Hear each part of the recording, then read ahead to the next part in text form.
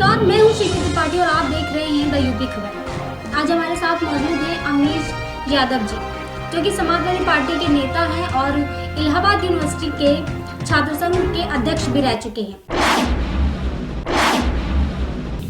तो बहुत बहुत स्वागत है आपका हमारे चैनल में। धन्यवाद, बहुत बहुत धन्यवाद। मैं सबसे पहला सवाल आपसे ये करना चाहूँगी कि समाजवादी पार्टी 2022 के चुनाव के लिए क्या रणनीति बना रही है?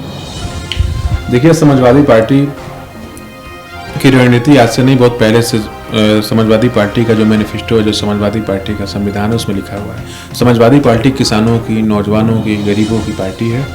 समाजवादी पार्टी आज वर्तमान की जो सरकार है, इस सरकार में किसान परेशान है, में कंपटीशन चल रहा है। तो ऐसी स्थिति में आज चारों तरफ लोग केवल समाजवादी पार्टी को आशा और उम्मीद भरी निगाहों से देख रहे हैं कि जो समाजवादी पार्टी की सरकार थी, आदरणीय अखिलेश यादव जी की जो सरकार थी, जिस सरकार में एक से एक बेहतर काम हुए, पुलिस को आधुनिक सुविधाओं से लैस किया गया, उससे अपराध रुके। आज जितने अपराध बढ़ रहे हैं, इन सबको देखते हुए आम जनमानस समाजवादी पार्टी की तरफ आशा और उम्मीद भरी निगाहों से देख रही है। जैसे कि आपने कहा कि जो किसान हैं, बॉर्डर पे किसान बैठे हैं, किसान आंदोलन कर रहे हैं, तो लेकिन जो भाजपा के जो मंत्री नेता या मोदी जी की बात ले लीजिए, तो वो तो ये कह रहे हैं ना कि जो किसान बिल है वो किसानों के हित में है। हम उनका हित तो चाहेंगे नहीं, उनकी आय को दोगुनी करना चाहते हैं, इसलिए भी हम लाए हैं। तो इस पर आप क्या कहेंगे? देखिए, इसी के लिए तो किसान गारंटी मांग रहा है। तो गारंटी, अगर सरकार के उद्देश्य साफ है तो सरकार को गारंटी देनी चाहिए। किसान कह रहा है कि इस बिल से मुझे दिक्कत है, हमें नहीं चाहिए, तो आप क्यों जबरदस्ती दे रहे हो? और किसान इतना आंदोलित है कि सड़कों पर देश के बहुत सारे किसान, बहुतायत में किसानों की संख्या लगातार मौत के आंकड़े बढ़ते जा रहे हैं। बारिश हो, तूफान हो, किसान वहां पर है, लेकिन क्या सरकार उसको देख पा रही है? सरकार केवल और केवल देश के जो चंद बड़े उद्योगपति, उनको लाभ पहुंचाने के लिए हर चीज का प्राइवेटाइजेशन हुआ। आप बताइए, जिस तरीके से निजीकरण हो रहा है, उस निजीकरण से सरकारी संस्थाओं का हनन हुआ, खराब हुआ। उसी तरह चाहती है कि किसानों का जो खेत है, जो खेती बाड़ी है, पैदावारी, इसका भी निजीकरण कर दे और इस पर व्यक्ति विशेष के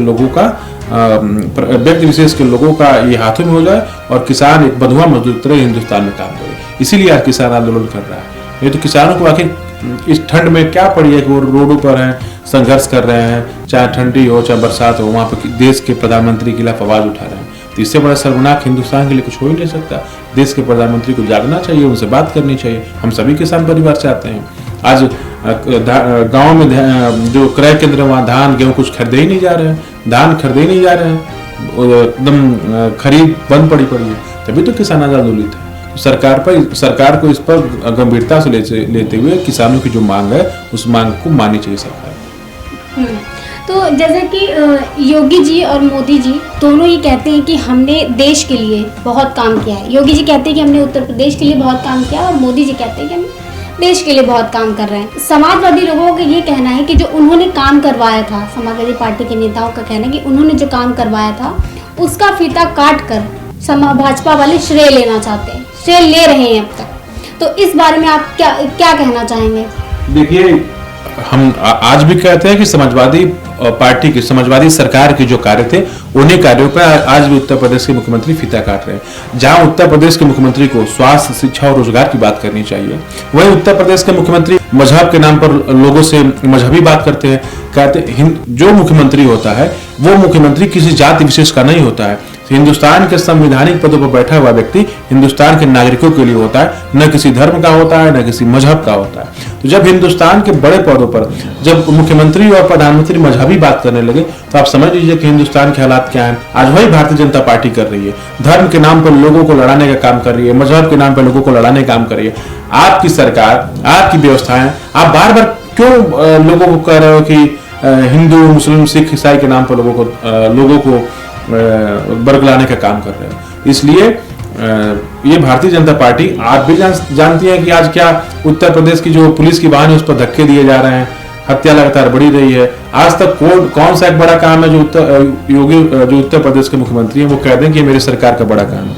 कोई एक बड़ा काम बताएं? कोई भी बड़ा काम नहीं है। इसलिए जो पुरानी जितने हमारे सरकार के काम है, उन्हीं कामों का उद्घाटन कर रहे हैं, फीता काट रहे हैं, शिलापट बदल रहे हैं, उन्हीं को फिर नए तरीके से उसी में थोड़ा सा आगे पीछे करके अपना नाम देने का काम कर रहे हैं। लेकिन नई योजनाएं क्या है, नई चीजें क्या है, ये सरकार कोई भी चीज धरातल पर नहीं आई है। उसका जीता जागता प्रमाण यह है कि पूरे उत्तर प्रदेश के अंदर घूम के टहल के देख लीजिए, कहीं भी नए काम का उद्घाटन योगी आदित्यनाथ द्वारा नहीं किया गया उत्तर प्रदेश के अंदर। जैसे कि योगी आदित्यनाथ कहते हैं कि हमने बहुत काम किए हैं, उत्तर प्रदेश के लिए हमने बहुत काम किए हैं, लेकिन 4 साल उनकी सरकार को हो गए हैं, तो उनकी सरकार में क्या क्या काम हुआ? उन्होंने अपने कार्यकाल में उत्तर प्रदेश के अंदर जितने भी बड़ी बड़ी यूनिवर्सिटियां थी उनको बंद कराने का काम किया, ये उनका सबसे बड़ा काम है। उन्होंने अपने कार्यकाल में जितने भी बड़े बड़े अस्पताल थे उनको बंद कराने का काम किया। उन्होंने अपने कार्यकाल में उत्तर प्रदेश के अंदर जितनी भी स्वास्थ्य सुविधाएं थी उनको खराब करने का काम किया।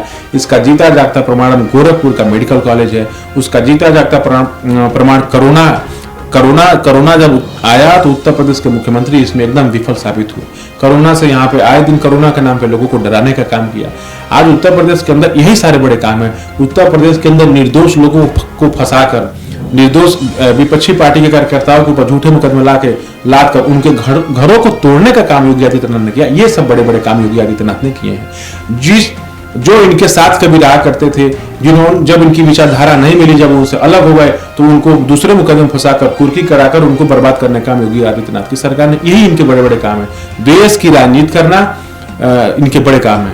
योगी आदित्यनाथ जी के देश की राजनीति यही का सबसे बड़ा काम। इसके अलावा उन्होंने किया क्या है कि यही क्या है उत्तर प्रदेश के लिए? नौजवान सड़कों पर है, आंदोलित है, लाठी खा रहा है, नौकरी के लिए रोजगार मांग रहा है। आखिर उन्होंने एक वैकेंसी के नाम बताएं। एक वैकेंसी तो 4 साल की सरकार में नहीं हो पाई है।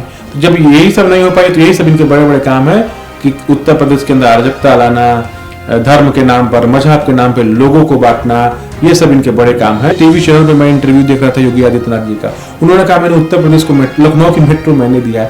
अरे सर मानी चाहिए, आप एक मुख्यमंत्री इतने बड़े प्रदेश के और इतने बड़े नेता हो, आपको ऐसी झूठ नहीं बोलनी चाहिए।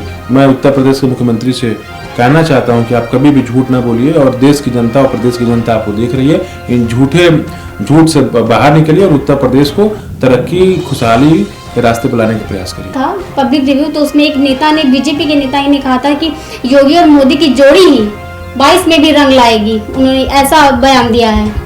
नहीं, बयान देने वाले बयान देते रहेंगे, लेकिन अब आज उत्तर प्रदेश की जनता जान चुकी है कि उत्तर प्रदेश के अंदर विकास कौन कर सकता है, उत्तर प्रदेश को तरक्की के रास्ते पर कौन ले जा सकता है। इसलिए ये जो योगी और मोदी की जोड़ी है, इन दोनों लोगों में जोड़ी कोई नहीं है। इन दोनों लोगों में खूब द्वेष है, राजनीतिक द्वेष है, दोनों एक दूसरे को पछाड़ना। इन दोनों में बहुत झगड़ा है। आज उत्तर प्रदेश के अंदर एक नए किसी अधिकारी को लाकर राजनीतिक पदों पर बैठाया जा रहा है। इससे बड़ा दुर्भाग्य उत्तर प्रदेश के लिए कुछ नहीं हो सकता है। तो ये सब तथाकथित बातें हैं, लेकिन आज उत्तर प्रदेश को अगर सही में वास्तव में विकास के रास्ते पर, प्रगति के रास्ते पर, खुशहाली और तरक्की के रास्ते पर कोई ले जा सकता है तो समाजवादी सोच वाली सरकार आदरणीय अखिलेश यादव जी ले जा सकती है। समाजवादी पार्टी के नेता भी बहुत सारे जो है वो कहते हैं कि समाजवादी सरकार जो है उसमें ज़्यादा भ्रष्टाचार नहीं था, गुंडागर्दी नहीं थी, इतना महिलाओं पे अत्याचार नहीं हो रहा था। लेकिन भाजपा वाले कहते हैं कि जितना हमने संभाला है देश को, उत्तर प्रदेश को, उतना किसी पार्टी ने भी नहीं संभाला है। भ्रष्टाचार उनकी पार्टी में भी जब उनकी सरकार थी तब भी होते थे और आज भी होते हैं। ये इस बारे में क्या कहेंगे आप? देखिए, जो देश के आंकड़े होते हैं वो आंकड़े झूठ नहीं बोलते हैं, और जो देश के आंकड़े हैं, जो सरकारी आंकड़े हैं, वो इसमें वर्तमान में भारतीय जनता पार्टी की सरकार है और भारतीय जनता पार्टी की सरकार में आंकड़े उन्हीं का होंगे। उस आंकड़े के हिसाब से उत्तर प्रदेश के अंदर जो अपराध है वो 6 गुना और 7 गुना बढ़ा है। उनके आंकड़े हैं, ये हमारे नहीं है या हमारे किसी निजी एजेंसी के नहीं है, ये उनके आंकड़े हैं। और आप देखिए कि स्वास्थ्य सुविधाएं एकदम बद से बदतर है, लोग ऑक्सीजन से मर जा रहे हैं। KGMC और उसमें क्या हुआ, इनके ही सरकार के मंत्री कोरोना काल में इलाज के अभाव में स्वर्गवासी हो गए। ये आप देख लीजिए क्या हो रहा है उत्तर प्रदेश के अंदर। तो ये केवल कहने वाली बातें हैं। जो आंकड़े हैं वो आंकड़े बता रहे हैं कि उत्तर प्रदेश के अंदर अपराध कितना बड़ा है। यहाँ तक कि उत्तर प्रदेश के अंदर पुलिस नहीं सुरक्षित है, यहाँ तक कि उत्तर प्रदेश के अंदर डॉक्टर नहीं सुरक्षित है, यहाँ के पॉलिटिशियन नहीं सुरक्षित हैं। उत्तर प्रदेश की लखनऊ की सड़कों पर, जिस लखनऊ को कमिश्नरेट बनाया गया कि यहाँ पे बहुत सारी चीजें अच्छी हो जाएंगी, यहाँ की पुलिस व्यवस्था बहुत बेहतर हो जाएगी, ऐसे शहर में गोमती नगर जैसे पॉश इलाके में लगातार गोलियां चल रही हैं और 1-2 राउंड नहीं गोली, 30-30 राउंड गोलियां चल रही हैं। फिर कैसे हम मान लें कि उत्तर प्रदेश के हालात बहुत सही हैं? उसके बाद हम उम्मीद करें कि उत्तर प्रदेश के अंदर बहुत स्थिति सामान्य है तो ये कहीं ना कहीं हास्यास्पद है। उत्तर प्रदेश की हालत बस से बदतर हो चुकी है। आम जनमानस त्राहिमाम है, नौजवान परेशान है, किसान रोडों पर है, नौजवान रोडों पर है, रोजगार के नाम पर कुछ नहीं है। और जितने भी आम जनमानस के लोग हैं वो सरकार को लेकर बहुत ज्यादा गुस्से में है और उसका जवाब वो 2022 का चुनाव। हाँ, जैसे महिलाओं की सुरक्षा की आपने बात कही, लेकिन जो भाजपा के नेता हैं, मंत्री हैं, वो ये कहते हैं कि हम काम तो बहुत कर रहे हैं लेकिन विपक्ष के पास कोई सवाल नहीं है, तो वो 2-4 मुद्दों को ही लेकर चलते हैं, जैसे 15 लाख और 2 करोड़ रोजगार, इन सब चीजों को ही लेकर चलते हैं। विपक्ष के पास और कोई मुद्दा नहीं है, ना ही वो 2022 में जीत बना सकते हैं अपनी। बस यही 2-3 मुद्दे हैं जो वो लेकर चलते हैं। देखिए 2022 तो बात की चीज है, वो तो आम जनमानस तय करेगा, लेकिन ये लोकतंत्र है और भारतीय लोकतंत्र में सत्ता पक्ष भी है और विपक्ष भी है। तो विपक्ष का जो काम होता है यही होता है कि सरकार की जो नाकामियां हैं उनको बताने काम करे और सरकार के खिलाफ उठकर आम जनमानस का सवाल पूछे। लेकिन भारतीय जनता पार्टी तानाशाही आ चुकी है, तानाशाही व्यवस्था में आ चुकी है, जिसको लोकतांत्रिक जो मर्यादा है, मर्यादाएं भूल चुके हैं। जब लोकतांत्रिक मर्यादाएं भूल चुके हैं तो इनको शायद सत्ता का और विपक्ष का कुछ ज्ञान नहीं है, इसलिए ऐसी उल बातें करते हैं। विपक्ष का काम क्या है? विपक्ष अगर आपकी कमियों को नहीं बताएगा, विपक्ष आपकी कमियों को नहीं गिनाएगा, विपक्ष आपसे सवाल नहीं करेगा, तो विपक्ष आपसे करेगा क्या?